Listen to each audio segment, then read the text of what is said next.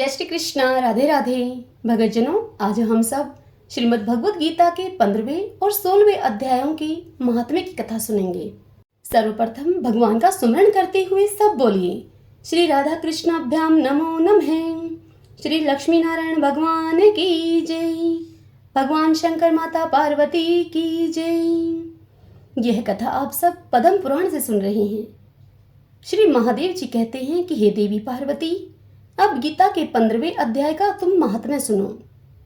गौड़ देश में कृपाण नरसिंह नामक एक राजा थे, जिनकी तलवार की धार से युद्ध में देवता भी परास्त हो जाते थे। उनका बुद्धिमान सेनापति शास्त्र और शास्त्र की कलाओं का भंडार था। उसका नाम था शरभ मेरुंड।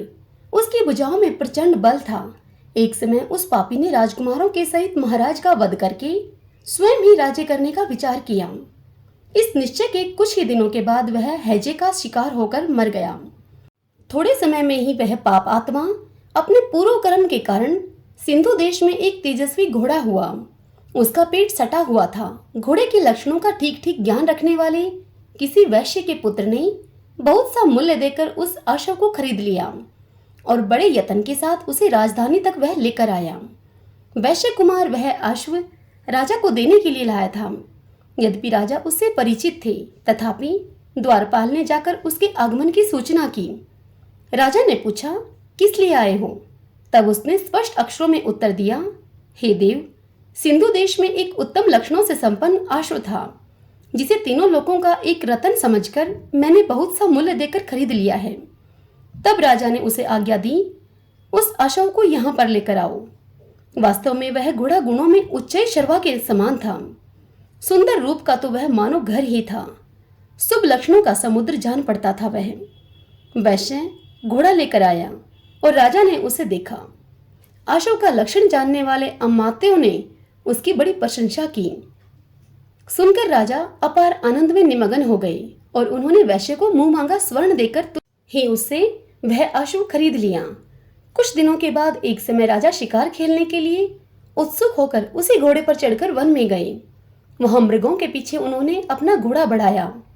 पीछे पीछे सब ओर से दौड़कर आते हुए समस्त सैनिकों का साथ उनसे छूट गया। वे हिरणों के द्वारा आकर्ष होकर बहुत दूर तक निकल गए। प्यास ने उन्हें व्याकुल कर दिया था। तब वह राजा घोड़े से उतरकर जल की खोज करने लगे।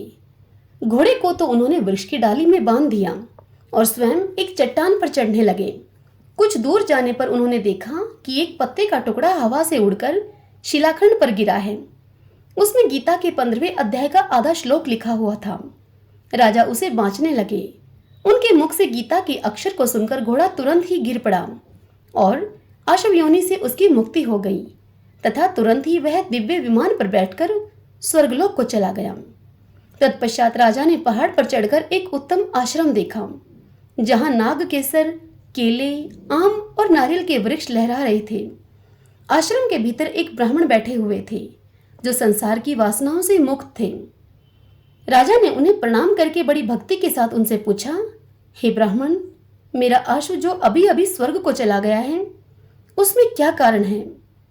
राजा की इस बात को सुनकर त्रिकालदर्शी, मंत्रवेता एवं महापुरुषों में श्रेष्ठ विष्णु शर्मा नामक ब्राह्मण ने कहा, हे राजन, पूर्व काल में तुम्हारे यहाँ जो शरभ मेरुंड नामक एक सेनापति था, वह तुम्हें पुत्रों के सहित मारकर स्वयं राज्य हड़प लेने को तैयार था। इसी बीच में वह हेजे का शिकार होकर मृत्यु को प्राप्त हो गया। उसके बाद वह इसी पाप से घोड़ा हुआ है। यहाँ कहीं गीता के 15वें अध्याय का आधा श्लोक कहीं लिखा हुआ मिल गया था। उसे ही तुम बांचने लगे। उसी को तुम्हारे मुख से सुनकर वह अश्व स्वर्ग को प्राप्त हुआ है। अब तदंतर राजा के पार्श्ववर्ती सैनिक उन्हें ढूंढते हुए वहां पर उस आश्रम पर आ पहुंचे। उन सबके साथ ब्राह्मण को प्रणाम करके राजा प्रसन्नता पूर्वक वहां से चले गए और गीता के 15वें अध्याय के श्लोक अक्षरों से अंकित उसी पत्र को बांच बांच कर प्रसन्न होने लगे। उनके नेत्र हर्ष से खिल उठे थे। घर आकर उन्होंने मंत्रवेता मंत्रियों के साथ अपने पुत्र सिंहबल को राज्य के सिंहासन पर अभिषिक्त किया और स्वयं 15वें अध्याय के जप से विशुद्ध चित्त होकर मोक्ष को प्राप्त कर लिया। श्री महादेव जी कहते हैं कि हे देवी पार्वती, अब मैं गीता के 16वें अध्याय का तुम्हें महात्म्य बताऊंगा।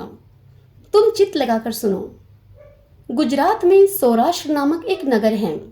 वहां खड़गबाहु नाम के एक राजा राज्य करते थे, जो दूसरे इंद्र के समान ही प्रतापी थे। उनके एक हाथी था जो मद बहाया करता था और सदा मद में उन्मत्त रहता था। उस हाथी का नाम अरिमर्दन था। एक दिन रात में वह हठात शाकलों और लोहे के खंभों को तोड़ फोड़ कर बाहर निकला। हाथीवान उसके दोनों ओर अंकुश लेकर डरा रहे थे, किंतु क्रोधवश उन सबकी अवहेलना करते हुए उसने अपने रहने के स्थान हाथीशार को ढहा दिया। उस पर चारों ओर से भालों की मार पड़ रही थी, फिर भी हाथी के स्थान पर वह हाथीवान ही डरे हुए थे। हाथी को तनिक भी भय नहीं होता था। इस कौतूहलपूर्ण घटना को सुनकर राजा स्वयं हाथी को मनाने की कला में निपुण राजकुमारों को साथ में लेकर वहां आए। आकर उन्होंने उस बलवान दैंतले हाथी को देखा। नगर के निवासी अन्य काम धंधों की चिंता को छोड़कर अपने बालकों को भय से बचाते हुए बहुत दूर खड़े होकर उस महाभयंकर गजराज को देखते रहे। इसी समय कोई ब्राह्मण तालाब से नहाकर उसी मार्ग से लौटे। वे गीता के 16वें अध्याय के कुछ श्लोकों का जप कर रहे थे। पूर्ववासियों और पिलवानों ने उन्हें बहुत मना किया, किंतु उन्होंने किसी की एक न मानी। उन्हें हाथी से भय नहीं था, इसलिए वे विचलित नहीं हुए। उधर हाथी अपनी फुटकारों से चारों दिशाओं को व्याप्त करता हुआ लोगों को कुचल रहा था। वे ब्राह्मण उसके बहते हुए मद को हाथ से छूकर कुशल पूर्वक वहां से निकल गए। इससे वहां राजा तथा देखने वाले पूर्ववासियों के मन में इतना विस्मय हुआ कि उसका वर्णन नहीं हो सकता। राजा के कमल नेत्र चकित हो उठे थे। उन्होंने ब्राह्मण को बुलाकर सवारी से उतरकर उन्हें प्रणाम किया और पूछा, हे ब्राह्मण राज, आज तुमने यह महान अलौकिक कार्य किया है, क्योंकि इस काल के समान भयंकर गजराज के सामने से आप सुकुशल लौट आए हैं। हे प्रभु, आप किस देवता का पूजन तथा किस मंत्र का जप करते हैं? बताइए, आपने कौन सी सिद्धि प्राप्त की है? तब उन ब्राह्मण देव ने कहा, हे राजन, मैं प्रतिदिन गीता के 16वें अध्याय के कुछ श्लोकों का जप किया करता हूँ। उसी से ये सारी सिद्धियां प्राप्त हुई हैं।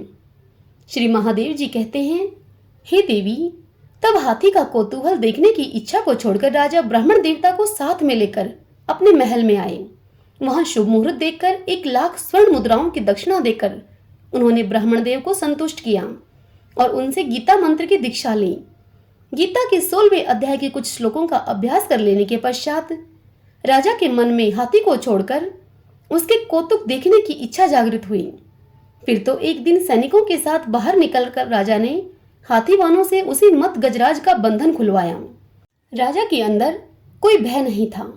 राजा के सुख विलास के प्रति आदर का भाव नहीं रहा। वे अपना जीवन तृणवत समझकर हाथी के सामने चले गए। साहसी मनुष्यों में अग्रगण्य राजा खड़गबाहु मंत्र पर विश्वास करके हाथी के समीप गए और मद की अनवरत धारा बहाते हुए उसके गंड स्थल को हाथ से छूकर सुकुशल लौट आए। काल के मुख से धार्मिक और खल के मुख से साधु पुरुष की भांति राजा उस गजराज के मुख से बचकर निकल आए। नगर में आने पर उन्होंने अपने राजकुमारों को राज्य पर अभिषिक्त कर दिया तथा स्वयं गीता के 16वें अध्याय का जप करके परम गति को प्राप्त किया। हरि ओम तत्सत। श्री राधा कृष्णाभ्याम नमो नमः। श्री लक्ष्मी नारायण भगवान की जय। भगवान शंकर माता पार्वती की जय। भगतजनों, यदि यह कथाएं आपको मेरे द्वारा सुनना पसंद आ रहा है, आपके लिए उपयोगी सिद्ध हो रही हैं, तो आप वीडियो को अवश्य लाइक करें और कमेंट बॉक्स में जय श्री कृष्णा राधे राधे लिखिए। जय श्री कृष्णा राधे राधे।